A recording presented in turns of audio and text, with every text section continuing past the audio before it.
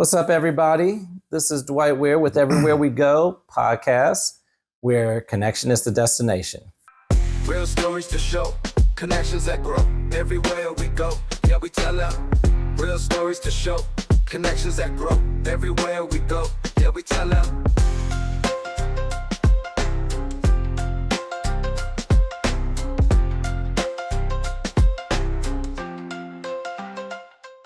What's up, everybody? This is Dwight Ware. I'm missing my wife, Sharonda, but we are Everywhere We Go podcast. And today we have a viral sensation from Memphis, Tennessee. He used to be here in Huntsville, went to Columbus, and now he is in Memphis. And today we have Rob Sneed. Oh! Woo, woo, woo, woo! You gotta clap for yourself sometime. Pat yourself on the back. I love that. So glad to be here, man. So glad to be here with my brother, Dwight. And, we miss Sharonda. Sharonda, hopefully, the next time I come back, you'll be able to be right there next to him, interviewing me again for something great or amazing, hopefully, that I can accomplish. Who knows? I don't know. Whatever God has. Whatever God has. Oh, yeah. And he had you here on this show. So there's no place I'd rather be than right here. All right. Well, let's get into it. All right. So So we always start off with some Ware questions. So Ware questions. All right, I'm excited about this, bro. So where did we meet? Where did we meet? We met at a 100 Black Men of Greater Huntsville gala, something like that. Yeah, well, we were two of them. We were two of the Black men. Yeah, absolutely, of course. And so we were there, and I was hosting the event, and I think I made reference to the Buckeyes or something like that. Correct me if I'm wrong. And OH. I-O.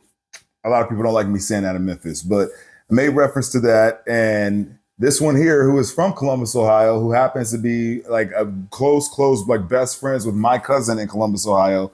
Somehow we connected the dots.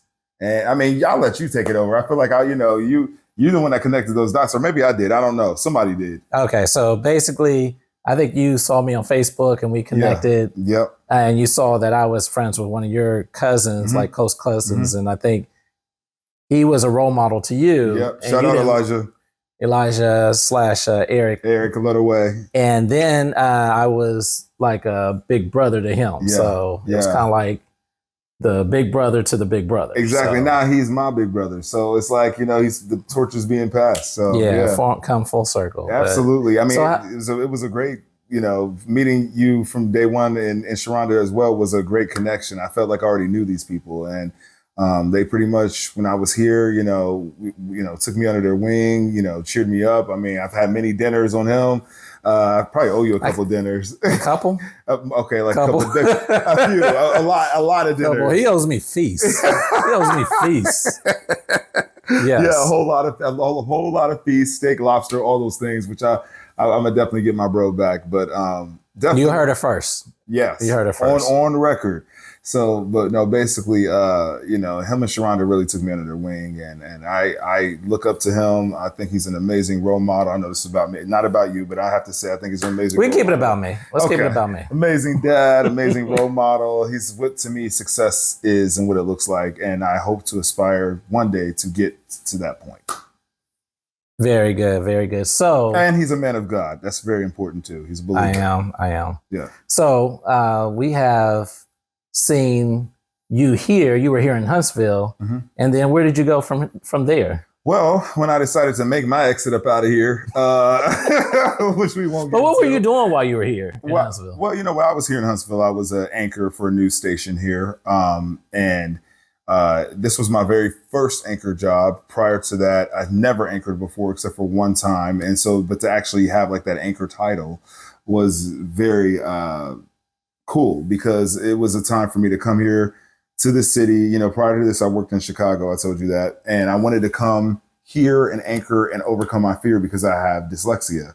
And I actually didn't know that. Oh, well, yeah, now you know. And I have dyslexia, I have anxiety, and attention deficit disorder as well. But anyway, all of that being said, for years, anchor opportunities came my way. And I always would say, no, I didn't want to anchor. I wanted to focus on reporting, which is, out in the field, you just have a microphone and you're talking, you might have some notes. When you're anchoring, you're on the desk reading a teleprompter. And for many years, I was afraid to read the teleprompter because I didn't think I would be able to because of my dyslexia. So, okay. I thought it was because you couldn't read. But. Well, that too. No, but but that's the thing though, when you're dyslexic and you have to read the prompter as it's coming up, that is scary because the words are like the way I see words are not the way you see it, So for me, I thought that I couldn't do it. And so when the opportunity would come my way to anchor or to, get on the desk, I would always make excuses and say, no, I'm not. I'm just focusing on being out in the field. And so when I came here, I said, okay,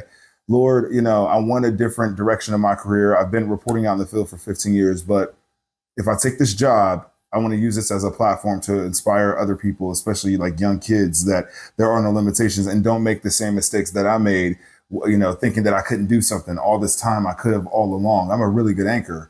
But I let the fear of my dyslexia stop me from actually living to my full potential. And I don't want anyone else to do that. That's crazy. I didn't know that. I didn't know you had dyslexia. Mm-hmm. I experienced it firsthand or secondhand. My son has it. Oh, okay. And he's had a lot of challenges, but he's overcome quite a few challenges. The younger one or the younger one? Okay. And he's been able to go from someone who struggled in high school to someone getting straight A's in college and being an RA and winning pageants. So he's like really overcome. So, just like Theo on the Cosby Show. Yeah. He's been able to overcome. Yeah, it's tough. I'm glad that you were able to get your son diagnosed at an early age. Yes. I didn't get diagnosed with dyslexia until I was in college. I almost got thrown out of school for dyslexia and attention deficit disorder. I didn't know I had it. I almost got kicked out because my grades were suffering really bad. And when I got the help that I needed, I went from like a 1.7 GPA to like a 3.4. Wow. And I think about a lot of times if I would have just gotten the help I needed as a kid, how much, that would have saved me, how much my self-esteem would not have been so impacted by, not, thinking that I wasn't smart enough or thinking I wasn't good enough. And the whole time it was just something that needed to be dealt with and it wasn't. That's crazy. So you've also had to overcome some other challenges. So we know what happened. You were here in Huntsville and then you went to the desert or the wilderness of Columbus, Ohio, where we're both from. We're from there. When I ended up getting laid off of my job unjustly, but I was laid off nonetheless. I ended up, going back home to Columbus, Ohio, trying to figure out what were the next moves for me. Television at the time was not an option because I was dealing with some contractual things with a former, I would say somebody who was supposed to represent me. Right. And when I decided that relationship needed to come to an end, I had to wait several months before I could even look for a job in television because of I would just say legal reasons, and there were things that I just needed to get from under. Okay, how do I say this? You see me trying to talk in circles here, but basically what I'm saying is I had to wait some stuff out, Okay. And so, thank you for using the word stuff. Yeah, of course. I'm a saved man. I'm a man of God. I don't believe in that profanity. We've edited this a lot already. We've had to take out like a few choice words. Go ahead. Well, but I wanted to wait. I had to wait, and so I did wait. I had to wait some months. And in that time frame, there was an opportunity that came forward for the Rob Sneed show in Columbus, and I was working on trying to get that off the ground. Who's that? Who was that? Yeah. Oh, okay. You know what? I heard. Get my car, please. Thank you. I basically was, how do I say this? Financial reasons were kind of hindering us from getting it off the ground. Now, I'm not saying it's done. We're still working on it, but things take time. So in the meantime, I had to figure out how I was going to make money. I was driving Lyft. I was driving Uber, trying my best to make ends meet. Financially, it was tough. I darn near lost my car 3 times. I, had to go back home and stay with family. And, so it was extremely hard financially. It was hard. As a man, you want to be able to provide and do the things, for yourself without depending on people to do it for you. It's hard mentally, and as Black people, we're taught to go to work and be independent and be strong and, all the things that we're taught as Black men to be.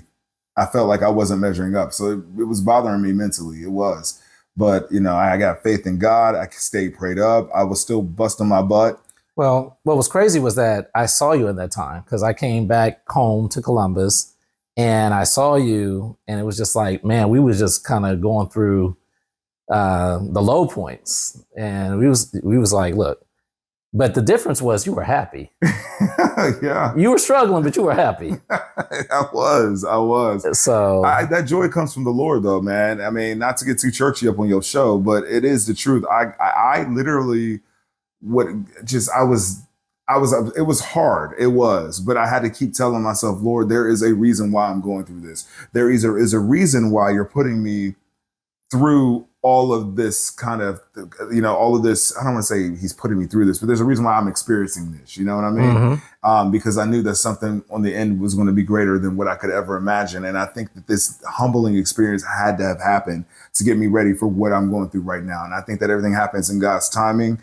And when things got extremely low, I had friends to remind me that it was going to be okay. I had family that, some family, not all of them, but to remind me just to stay prayed up.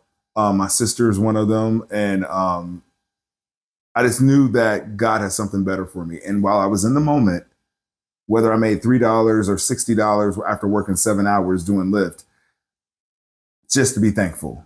Yeah, I completely understand. I can relate to that because I'm in a humble place myself. The only person I can get on my show is Rob Sneed. So, man, touche. So, but that was good, brother. That was good. I give you that. I want to come up. I'm sure I'm gonna get some better guests. And, we on our way up.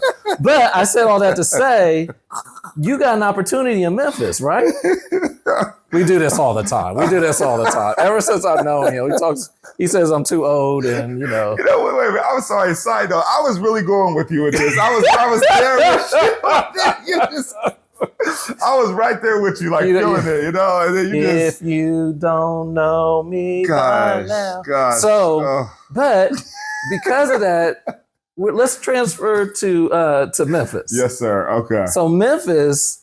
This is just a taste of what you got when you got there. What happened? Well, so a buddy of mine who works at the Memphis station, Jeremy Pierre, saw that I was looking for work, and he sent my tape. I sound old. Sent my link over to the news director there. Friday, they got a hold of me. By Monday, the news director interviewed me. By Wednesday, I had the job offer. By Friday, they sent me the letter of offer. By the following Wednesday, I was in Memphis. And I started work that next Monday. And I remember that because I remember you called me and you was like, Dwight, I'm on my way. Yeah. I was like, okay, I'm about to eat, but let's catch up. And I was like, all right, I'm praying for you. Let's see what Memphis has to offer. Yeah. And what happened when you got there? When I got there, I literally went to work. I put on there the day of, hey guys, I'm here in Memphis. Check me out. It's going to be my first day on air. I'm excited. Hey, Grandma. I'm really looking forward to getting to know everybody. Next thing I know, an hour later, I'm getting a call saying, what the hell did you do to these people in Memphis? What did you say? What did you do? And I was like, what are you talking about? Right. I didn't know what was going on. And I went on my Facebook page, and that post had over 1,000, like it was like hundreds of comments. And I was like, what in the world? And they were counting. And guess what? They were roasting me. Well, they call it checking in Memphis. If you're from Memphis, you know what it is. Is that what it is? It's called checking, which we do to each other all the time. Yes. But here, this is like fam. But it's like family, But it's a different name. Like we might, you're dragging somebody. What do we call it in Columbus? Dragging, shading. Some people say like we used to call it like ranking, cracking. Yes. Yeah. So we got different names up north, but there they call it checking. Okay. And it's their way of showing you that they have mad love and respect for you. It is a cultural thing. It's a Black cultural thing in Memphis. And unless you're in it, you're not going to understand it. And you will probably be offended because I've heard everything under this. Go back and read the comments. I heard everything under. He'll link that original post in Chocolate City. We will link it. Yes, Chocolate Rocket City. Chocolate Rocket City. Or Everywhere We Go, our podcast. Everywhere we go, absolutely. Yes. But you can go back and read the comments. They were dragging me for everything. But the thing is, I'm a confident. Well, hold on. Give us some of the comments that you heard. Well, I heard that I'm the ones I can't use the ones with profanity. Yeah, but, we'll do the clean ones. Yeah, I look like a South Memphis McGill. That's the number one thing that everybody keeps saying. If you ever been to South Memphis, okay, Lord have mercy. Okay, I look like a fat McGill. I've gotten that before.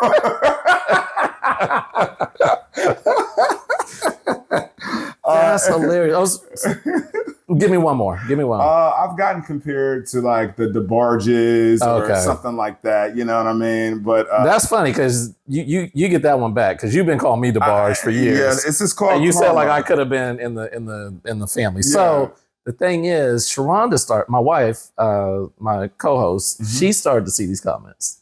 And she was like, oh man, they getting on Rob. Oh man, they just getting on him. I was like, I hope he can handle it. Because if he can handle it, this could be a good thing for him. And so ironically, I met somebody from Memphis. And I was like, yeah, my boy Rob Sneed is there. She's like, oh yeah, they've been dragging him. And I was like, oh, what's up with that? She's like, we do that to our anchors. She said, that's what we do. We kind of initiate them. And when she said that, I was like, okay, if he could survive. And they do that, but this is a whole nother level of like insanity. Like they've never seen it at this level. Never, really? Never. I don't even know what the numbers are right now, but they've never, I'm trying to look them up, but yeah, they've never seen it at this level of insanity when it comes to like the checking. Like it went viral. My Facebook page had 17 million views. Really? 17 million views. I grew from... I was excited when I got 7 million. I mean, I'm sorry, 17 views. Man. Let's see, here we go right now. So 20.6 thousand reactions, 20.7 thousand comments, and it was shared 14,800 times. Wow. My response video that I made, 635,000 views because I responded, 2,000 comments, 2,000 shares, and 23,000 reactions. Okay. So if you don't watch our show for anything, watch it for the link to this. Yeah. I can't wait to read some of these. My life has completely changed. It has changed. It's a matter of weeks because you just called me like weeks ago. So what has happened since then? Well, I can't pretty much every time I put my okay, I'm sitting here studying. I'm sorry. What has happened since then is my following has gone up significantly. The last time I checked, I was at 27,000 followers. That's where I'm at. And I originally had 5,000. Now I have 27,000 followers. So wow. That's number one. Number two, I cannot go anywhere in Memphis without people stopping me. Not one person just saying, oh, hey, you're the guy on TV. No. It's like multiple people taking pictures, asking for autographs, sneaking pictures like they did the other day. Before I can even get out the car, I've had, people like run up to my car asking for pictures, people stopping in the middle of the street in their car, screaming out their window, Rob Sneed. Like, it's legit. Like, you have your A-list, B-list, like they are really showing me love. And I say it humbly, like it's a humble experience for me because I never felt this level of acceptance. I don't like to call it celebrity, but like it kind of is. It is. Yeah. It's funny because I remember you like 3 weeks ago. It's such a contrast from where you were. Huge contrast, but I'm going to tell you right now, I know, and I really do mean this, I know it's God. Mm-hmm. I know it's God. I know this has nothing to do with anything I did. All I did was show up. And in those times, in those quiet moments where I was like, Lord, am I a has-been? Do I still got it? This was before I got the job. Do I still got it? Will I be able to do people even care? God said, oh, I'm going to show you. I'm going to show you if they care. And I randomly ended up in Memphis, and look at how my life has turned. But I think we were talking about that earlier, how, sometimes you have to be at these low points so that when you're in the overflow, you can remember these times and, stay humble. So yeah. I know where I came from, and not to say that I wasn't humble before, right? But this is a whole new level when you almost lose you do lose everything. Thank God I got my car, but like that was almost gone, but God somehow managed to keep the phone on most times. God managed to, keep my Benz, the keys in my hand. God managed to somehow provide when I had no money, but people were blessing me. My sister, my grandmother, my brother Mike here in Huntsville, Mike Lathan, shout out to you. Sliding me money, Dr. Q, that's another one that helped me out, sliding me a couple of dollars when I needed it, and Dwight and Sharonda Ware. Yes, and Dwight, yes, absolutely. And honestly, just even the folks who didn't, it's not about money. It's about wisdom. It's about, encouragement. It's about speaking a word, it's about the meals that I was lifting off of them when I had no money being here, everybody contributed, not everybody, but like several people contributed in ways to help me. And the small things, the large things, it doesn't matter. I'm grateful for everything. Everything. That's good. That's good. But I see the blessings that are coming. Because I can tell you now that a couple of them meals, bro, I didn't have $1 in my pocket. When you were like, let's go out, I'm like, okay. I'm like, man, I hope he's paying because I ain't got crap right now. But I showed up in my Gucci. I showed up in my nice clothes. You could have sold one of those belts. Those belts could have covered a week's. Yes, my whole family's meal. But man, I'm so happy for you. I'm proud of you. I just want to let you know I'm proud of you. I'm really proud of you. Thank you. And I love living vicariously through you. But honestly, though, I am proud of you. I'm proud of you. And I just love this journey. And, many blessings are coming your way. So much love. Where can we find you? You can. What's next? That's always our last, let's take it back to our final two questions. Our first one is, how does what you do build connection? Oh man, oh my gosh. Okay, that should be an easy answer, but it's simple. I'm in the community every day. I'm out in the community. I'm talking to the people in the community because in order to do your news of your community, you have to be in the community. And for me, I meet all people from all walks of life, and I'm able to be a voice to a lot of people who may not have a voice, and that connects us all. The Memphis community is my community because I live in that community. And embrace that. Yeah, embrace that. Is. Yes. It's my community and I'm learning it and they're embracing me and I want to be an example to them. And by being an example is by being honest in my reporting, by being fair, and by hearing people and listening and not just doing it for the fanfare of it all, but actually doing the work. And so that's how I believe I connect and build community is through my works like that. All right. And then our last where question, where do we go from here? What I want out of life or like career-wise, where do I go? It could be anything you want. I think for What's me, next? I'm a freelance anchor right now, freelance reporter. What I would like is to not only get a permanent spot, of course, but I would like to continue to use my platform, should God see that I stay in Memphis, to encourage people, to encourage kids, to encourage, like I said, speaking on my dyslexia and ADD, but also to encourage adults about getting help, when they feel, that their mental health may be in jeopardy. I've overcome depression and anxiety, and these were things that I did through the help of the Lord, but first and foremost, but also through a therapist. And in our community, we walk around like everything's okay and everything's fine. And we're taught to man up and not, cry, but, show emotion. The therapist is for crazy people, but in actuality, we need to get rid of those stigmas and actually, utilize the doctors, the therapists that God has put on this earth to help us. We're the only ones that seem to have a problem with that, Black men. And I hope to be a light and say, look, I'm not perfect. You may see me on TV with the fancy clothes or looking a certain way, but at the end of the day, I have real problems just like you do. And there is help out there if it gets too much.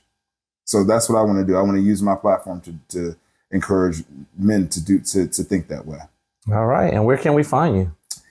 You can find me on Instagram at Rob_Sneed, which is SNEED_. And then on Facebook, you can find me at Rob Sneed, which is a fan page, not my personal page. I'm changing my name, but on my fan page, follow me at Rob Sneed. You'll see me on there. All right. Well, we thank you for coming on and thank you. Much love and Thank you, Rob Sneed, and this is Everywhere We Go. See you out.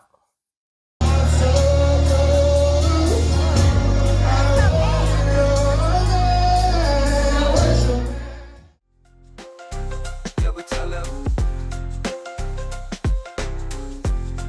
Yeah, we tell them.